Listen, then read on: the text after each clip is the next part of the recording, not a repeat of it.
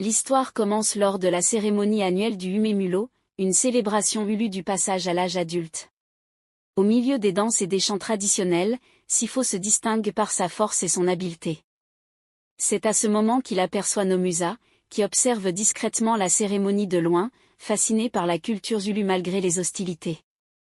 Leurs regards se croisent, et un courant invisible passe entre eux.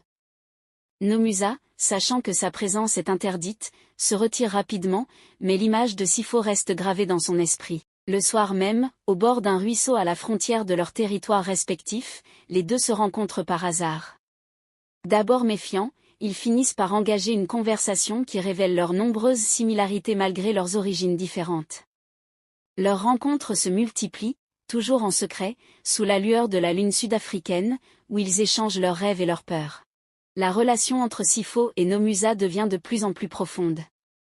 Ils savent que leur amour est dangereux et pourrait déclencher une guerre entre leurs tribus. Pendant ce temps, les tensions entre les Zulus et les Xhosa s'aggravent, alimentées par des rumeurs de complot et de provocation. Lors d'un rituel sacré, Nkosi reçoit un message des ancêtres sous forme de rêve troublant. Ces visions lui révèlent un conflit à venir et une trahison au sein de son propre clan. Parallèlement, Nomusa commence à ressentir une pression croissante de la part de sa famille. Son père, Bekizita, bien comme sage et pacifique, ne tolérera aucune liaison avec un Zulu, vu l'histoire sanglante entre leurs peuples. Mandla, le meilleur ami de Sifo, commence à soupçonner quelque chose. Jaloux de l'amour secret que Sifo porte à Nomusa et désireux de prouver sa loyauté à Nkosi, il les suit un soir jusqu'à leur lieu de rencontre. Furieux, il confronte Sifo qui, déchiré entre son devoir envers sa tribu et son amour pour Nomusa, ne nie pas la relation. Mandla trahit Sifo en révélant tout à Nkosi, espérant ainsi gagner la faveur du chef. Nkosi entre dans une colère noire en apprenant la liaison de son fils avec une Xhosa. Pour lui, c'est non seulement une trahison personnelle mais aussi un affront à l'honneur de toute la tribu.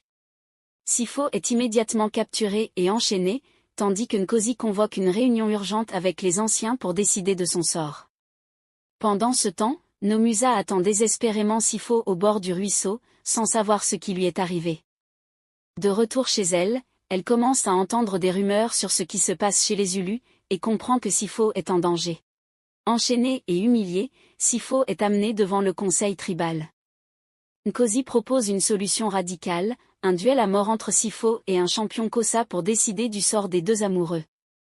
Les Xhosa, également informés de la situation par Bekizita, envoient Nomusa comme messagère pour tenter de négocier la libération de Sifo. À son arrivée au village Zulu, Nomusa confronte Nkosi et révèle qu'elle porte l'enfant de Sifo. Cette révélation divise le conseil tribal, certains voient l'enfant comme un pont entre les deux tribus, tandis que d'autres y voient une menace pour la pureté de leur lignée. Le jour du duel, une éclipse solaire plonge le village dans l'obscurité, un événement rare et perçu comme un signe des ancêtres.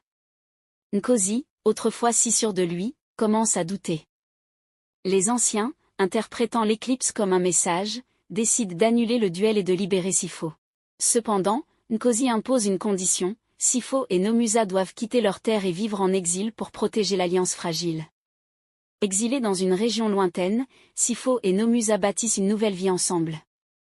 Leur histoire d'amour interdit devient une légende racontée dans tout le pays, un symbole de paix et d'unité entre les Zulus et les Xhosa. Malgré les difficultés de leur nouvelle vie, leur amour demeure fort. Ils élèvent leur enfant, qui incarne l'union de deux cultures autrefois rivales. La nouvelle génération, inspirée par leur courage, commence à briser les barrières de la haine ancestrale. Leur histoire se termine sur une note d'espoir, alors que Sifo et Nomusa vieillissent ensemble, entourés de leurs enfants et petits-enfants, dans une Afrique du Sud plus unie et tolérante. Leurs noms sont gravés dans l'histoire, et leur légende continue de se transmettre de génération en génération, unissant les cœurs et apaisant les conflits. Pour ne rien manquer de nos histoires captivantes, abonnez-vous à notre chaîne YouTube. Chaque semaine, découvrez de nouveaux récits inspirants de l'Afrique. Cliquez sur s'abonner et activez la cloche pour être le premier à voir